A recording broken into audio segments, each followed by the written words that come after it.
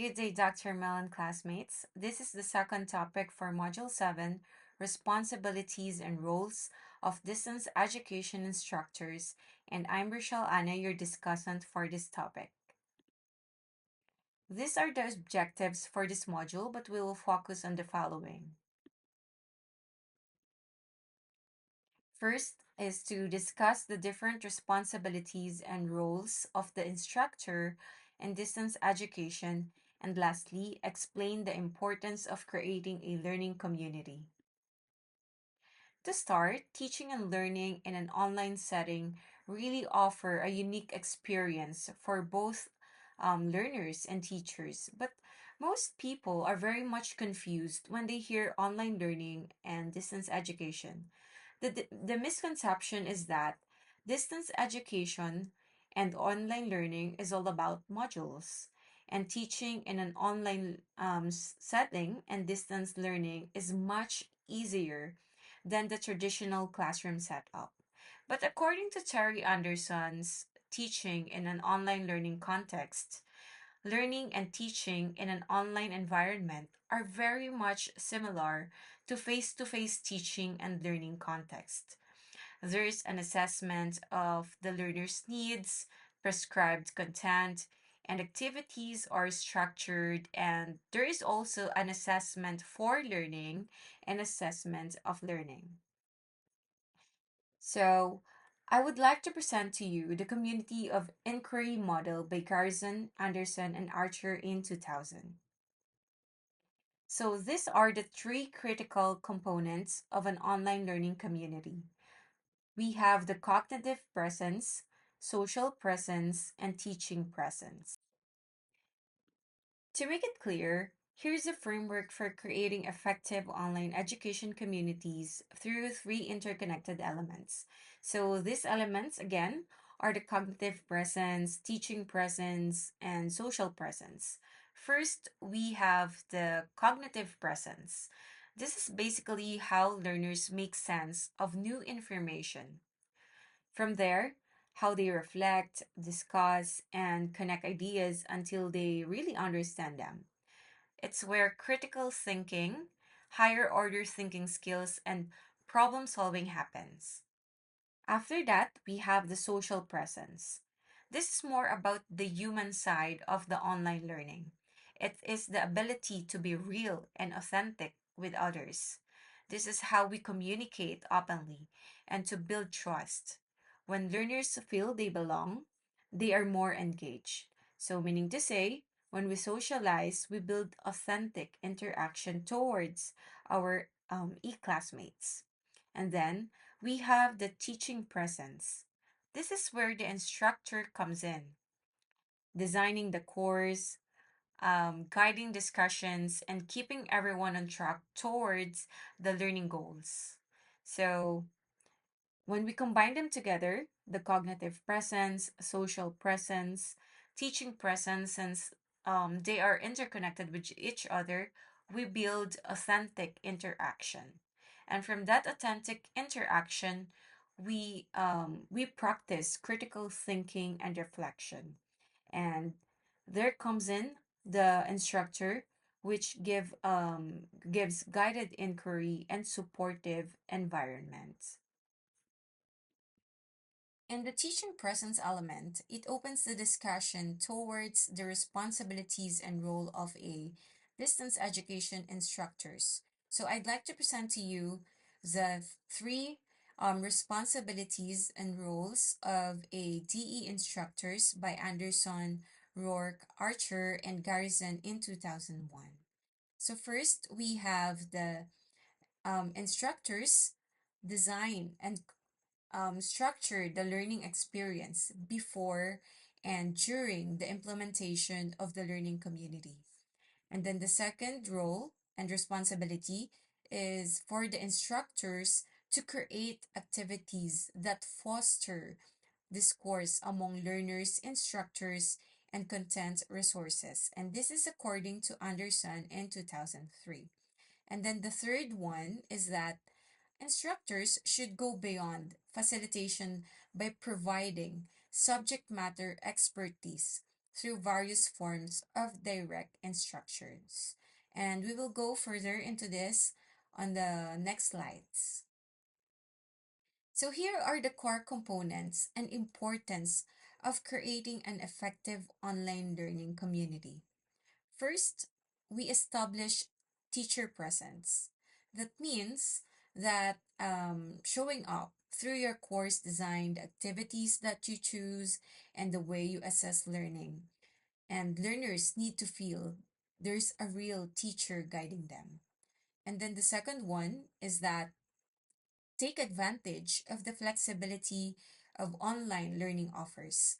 You or the instructors can adjust or tweak or even completely revise content as the course moves along to keep it relevant to the students. And then the third core component of an effective online learning community is that it involves learners in shaping the experience. Let them have a say in activities and content. So it meets their needs and gives them more ownership of their own learning. And then the fourth one is to have balance independent study with the community. So yeah, students work on their own, but in online learning or distance education, we must create, or the instructors must create spaces where students interact with each other, share ideas, and support each other. And lastly, let the instructors should keep guiding them throughout the course. The teacher should offer feedback, answer questions, and support their unique goals while also addressing common challenges the group might face. Now, let's go to the facilitation of this course. So it's all about creating meaningful conversation that builds community, clarify ideas, and addresses misconceptions. We start by building trust through introductions, icebreakers, and modeling participation.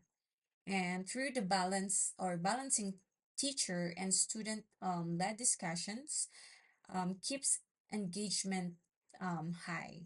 And a little guidance helps student lead effectively. And aside from that, so aside from facilitating this course, an instructor should also assess online learning. Effective assessment isn't just about grading, it's about showing students that we're paying attention, that we care. Prompts or detailed feedback helps guide their learning forward, while online quizzes are useful. It's the personal, thoughtful feedback from the teacher that truly sparks meaningful conversation and deeper understanding. All of those are from Shepard in 2000, Prensky in 2001, and Laurillard in 1997. Direct instructions should also be given by the DE instructors. So, how do they do that? So first is that instructors are the academic leaders. So they guide the learning environment, set the tone, and inspire students through their knowledge and examples. And of course, by providing beyond facilitation, they just don't step aside for students to lead. They provide structure and expert guidance. And of course, instructors should also have a value of subject mastery because their knowledge makes discussion richer and helps students understand topics more deeply. Because instructors step in to clear up any confusion or wrong ideas students might have. And of course, the use of digital tools or digital resource sharing. So it must have a helpful and organized resources. And the next one is to be able to have different ways to teach or the varied delivery methods because learning can be delivered live, recorded through annotated readings or reviews. And lastly, the instructors should also have or should also give technical support because instructors not just teach, they also guide students in using tools and solving basic tech issues so learning goes smoothly.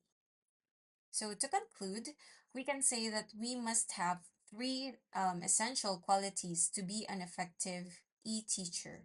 So, these are the first, expert teaching ability, because we must possess strong subject mastery, prioritize learning needs, and apply various instructional strategies.